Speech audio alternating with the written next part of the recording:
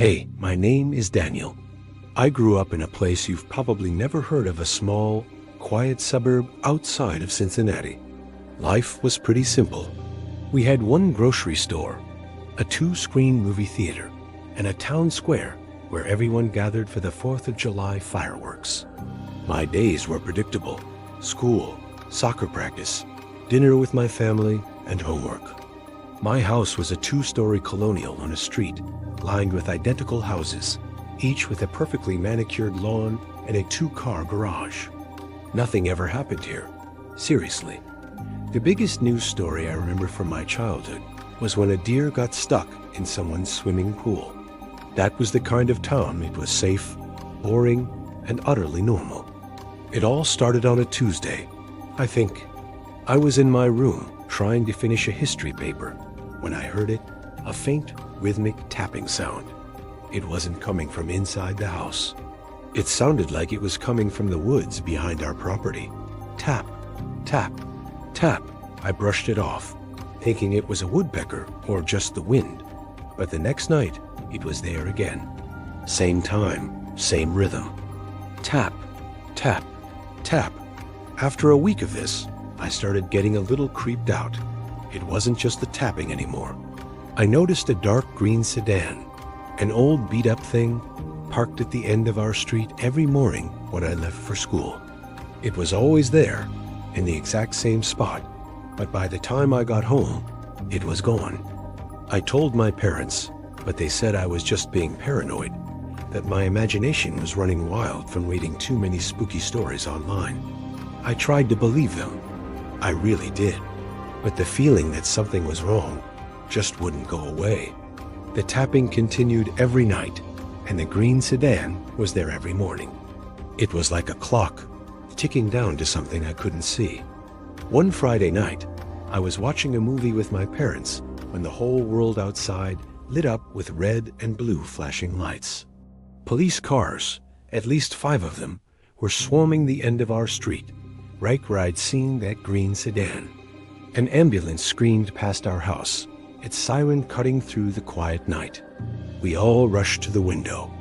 Yellow police tape was being stretched across the entrance to the woods, the same woods where the tapping came from. My dad went outside to see what was going on. He came back a few minutes later, looking pale. He said our neighbor, Mr. Harrison, had been found. He'd been missing for 2 days. Everyone just assumed he'd gone on one of his spontaneous fishing trips. But he hadn't. The neighbors were all huddled in their driveways, whispering. One said he'd heard shouting earlier in the week. Another said she'd seen a strange car lurking around. A third person swore they hadn't heard or seen a thing. The stories were all over the place, a messy jumble of fear and confusion. No one knew what to believe, but one thing was certain. Our quiet little town wasn't quiet anymore. The next morning, a detective came to our door. He was a tall man with tired eyes, who asked a lot of questions. Had we seen anything unusual? Heard anything? I told him everything: the nightly tapping, the green sedan, the feeling that I was being watched. I expected him to write it all down, to tell me I was a key witness. Instead, he just nodded slowly, his face unreadable. He told me they had a suspect in custody, that it was a robbery gone wrong. He said Mr. Harrison had surprised a burglar who was trying to break into his shed. It was a tragic, random act of violence. He thanked me for my time and told me not to worry. The case was closed, but something didn't add up. The police said the suspect had used a crowbar.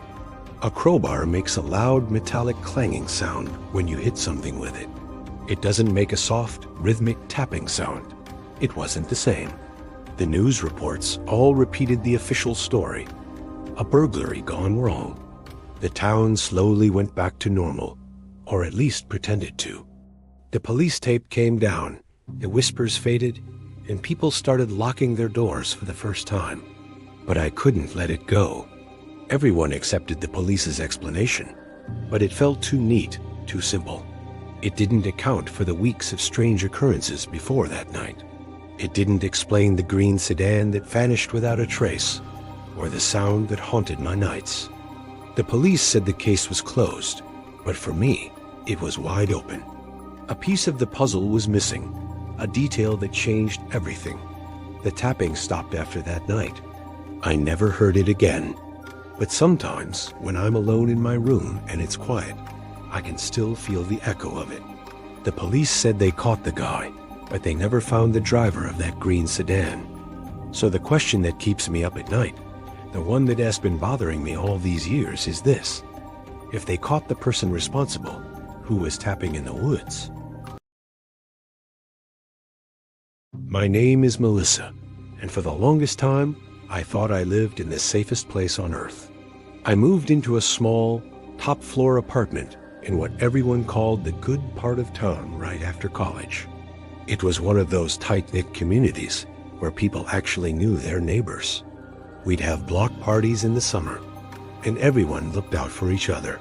I'm a bit of a homebody, so my apartment was my sanctuary. It had these big, beautiful windows overlooking the main street, perfect for people watching. I felt completely secure there, tucked away above the quiet hustle and bustle of daily life. I never, ever locked my door when I was home. That's how safe it felt. That feeling, that sense of absolute security, is something I now realize was a total illusion. The things that happened next taught me that evil doesn't care about nice neighborhoods or friendly neighbors. It can be right outside your window, and you'd never even know. It started subtly, so subtly that I brushed it off for weeks. At first, it was just a feeling. You know that prickly sensation on the back of your neck, like you're being watched? I'd get it while I was washing dishes at my kitchen sink, which faced one of those big windows. I'd glance down at the street, expecting to see someone staring up, but there was never anyone specific. Just the usual flow of people walking their dogs or heading to the corner store. I told myself I was being paranoid, just my imagination running wild after too many late-night true crime shows. Then came the odd interactions. A man bumped into me a little too hard outside my building one afternoon. He mumbled an apology without making eye contact and hurried off. It was strange, but again, I dismissed it. People are clumsy. It happens. The most unsettling thing, though, was the faint scratching sound I'd sometimes hear at my door late at night. It was so soft, like a branch scraping against the wood, but there were no trees near my door. I'd freeze, listen, and then it would stop. Every time I deconvinced myself, it was just the old building settling or a neighbor's cat. I was an expert at finding rational explanations for things that made me uncomfortable. Looking back, I was just ignoring a string of bright red flags, all pointing to something I couldn't yet comprehend. The feeling of being watched intensified. It became a constant companion, a shadow that followed me even inside my own home. I started closing my blinds more often, which I hated because I loved the natural light. It felt like I was surrendering a part of my sanctuary. One Tuesday evening, the illusion of safety shattered completely. I was settling in to watch a movie, just another normal night. Suddenly, the air was filled with the sound of sirens, not distant like they usually were, but screaming right outside my building. I peeked through the blinds, and my heart dropped. The entire street was flooded with flashing red and blue lights. Police cars and an ambulance were parked right in front of my apartment building. Officers were unspooling yellow tape, cordoning off the entire area, including the entrance. My quiet, safe street had become a crime scene. I could see my neighbors gathering on the sidewalk across the street, their faces a mixture of confusion and fear. I couldn't make out what was happening, just that it was serious. My phone started buzzing with texts from friends in the neighborhood. "Are you okay? What's going on?" Rumors were flying, but nobody knew anything for sure. I was trapped in my apartment, watching the chaos unfold from my window, the same window where I used to feel so safe. It was then that a horrifying thought hit me. That guy who bumped into me, the scratching at my door, that feeling of being watched. Was it all connected to this? Had I been walking right past something terrible, completely oblivious, for weeks. The police presence was overwhelming. They were talking to my landlord, going door to door in the building across the street, but they didn't come to mine. I sat there for hours, frozen, just watching. The ambulance left without its sirens on, which I knew was a bad sign. It was a long, terrifying night. The next day, the police started interviewing residents in my building. When they got to me, they were polite but very reserved. They asked if I had seen or heard anything unusual over the past few weeks. My mind went blank at first, then flooded with all the little things I had dismissed. I told them everything, the feeling of being watched, the man who bumped into me, the scratching sounds. I felt foolish saying it all out loud, like I was some character in a thriller novel. The officer just nodded, his expression unreadable, and jotted down some notes. He wouldn't tell me what happened, just that there had been a serious incident in the apartment directly below mine. Below me, my blood ran cold. The floor that separated my safe space from a crime scene was just a few inches of wood and plaster. The police explanation, when it finally came out through news reports, was clinical and incomplete. A young woman who lived in that apartment had been found, and the case was being treated as a homicide. They released very few details to the public. My fear quickly morphed into a confusing mix of guilt and dread. Should I have called someone about the scratching? If I had reported the strange man, would it have made a difference? These questions haunted me. I felt like I had failed my neighbor, failed my community, all because I was too busy convincing myself that nothing bad could ever happen here. The official story just didn't add up to the personal terror I had been feeling. I moved out a month later. I couldn't stand living there anymore. The big, beautiful windows no longer felt like a portal to a friendly world. They felt like a vulnerability, a stage where I had been unknowingly observed.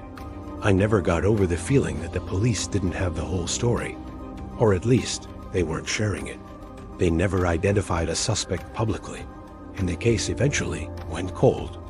To this day, I can just shake the chilling thought that haunts me every single night before I go to sleep. All those little unsettling moments I experienced weren't random. The scratching, the weird encounters, the feeling of being watched. I don't think they were directed at my neighbor below. I think they were for me. I think the killer was trying to get to me first, and for some reason on that terrible night, he chose her apartment instead. I have no proof, just a cold, terrifying certainty. I was the original target, and I'll never, ever know why. Thanks for listening to my story. Stay safe out there. What's up, everyone? It's Aaron, and welcome back to the channel. Before we get into today's stories, I want to share something that happened to me, something that completely changed how I see the world. It was 2026, a year that for most people was probably just another year. For me, it was the year everything tilted sideways. It started on a Tuesday in late spring, one of those perfect, unremarkable days. The sun was out, the air was warm, and I had just finished my shift at the coffee shop downtown. My routine was always the same: lock up, walk the 4 blocks to my apartment, and decompress. My building was old, but had character. One of those places with a squeaky front door and neighbors you knew by name. I walked up the 3 flights of stairs to my floor, tired but content, keys already in my hand. That's when I noticed it. Miss Eleanor's door, apartment 3B, was slightly ajar. Now, Miss Eleanor was the unofficial matriarch of our floor. A woman in her late 70s, she was meticulous. Her door was never unlocked, let alone open. A little knot of unease tightened in my stomach. I hesitated, then called out softly, "Miss Eleanor?" No answer, just silence, a thick, heavy kind of quiet that felt wrong. I pushed the door open a little further. The first thing that hit me was the smell. It was coppery and metallic, like a bag of old pennies. The light from the hallway spilled into her living room, revealing a scene of absolute chaos. Furniture was overturned, papers were strewn everywhere, and a dark, ugly stain was spreading across her favorite floral rug. My heart hammered against my ribs. Something was terribly, terribly wrong. I didn't go in any further. I backed away slowly, my hand shaking as I pulled out my phone to dial 911. The operator's calm voice was a strange contrast to the panic clawing its way up my throat. I waited on the landing, my back pressed against the wall, listening. It felt like an eternity before I heard sirens, but it was probably only 10 minutes. 2 officers came up the stairs, their expressions grim and professional. They asked me a few questions when I found the door, if I saw anyone, and then they went inside. I could hear their hushed voices, the crackle of their radios. More police arrived, then detectives in suits. They taped off the hallway, and suddenly my quiet little apartment building was a full-blown crime scene. I gave my statement again, recounting the simple, mundane details of my walk home that now felt monumental. They told me Miss Eleanor was gone. Not just gone from the apartment, but gone. The word they used was homicide, and it hung in the air like a ghost. The strange thing was the evidence, or the lack of it. The detectives who interviewed me seemed confused. They said there was no sign of forced entry. Nothing of value appeared to be stolen. Her purse was on the kitchen counter, cash still inside. It was a robbery gone wrong, but nothing was taken. A crime of passion, but Miss Eleanor didn't have an enemy in the world. She baked cookies for the entire floor every Christmas. The story just didn't add up. The pieces didn't fit. Days turned into weeks. The yellow tape came down, but a different kind of barrier went up. The police were tight-lipped. The official story that trickled out to the local news was vague, citing an ongoing investigation. We, the residents, heard conflicting rumors. One officer told my neighbor it looked professional. Another whispered to the building manager it was probably random. Then, after a month, there was nothing. No updates, no news reports, no arrests. It was like the investigation just hit a wall and stopped. Miss Eleanor's case went cold, filed away in some cabinet, another unsolved statistic in a city full of them. Her apartment was eventually cleaned out and rented to a new couple who have no idea what happened within those 4 walls. It's been a while since that day, but it never really left me. I still walk up those same stairs, but I don't feel content anymore. I feel watched. Every time I pass apartment 3B, I think about her. I think about how a life can be erased so violently, and how the system meant to find justice can just fail. It leaves you with this chilling feeling, this constant, nagging question that I still can't shake. If the door wasn't forced open, did Miss Eleanor let her killer in? That was just one of the stories we're diving into today. Now, for our next 2 accounts. Which story disturbed you the most? Let me know your thoughts in the comments. Don't forget to like this video, share it with a friend, and subscribe for more content just like this. Thanks for watching.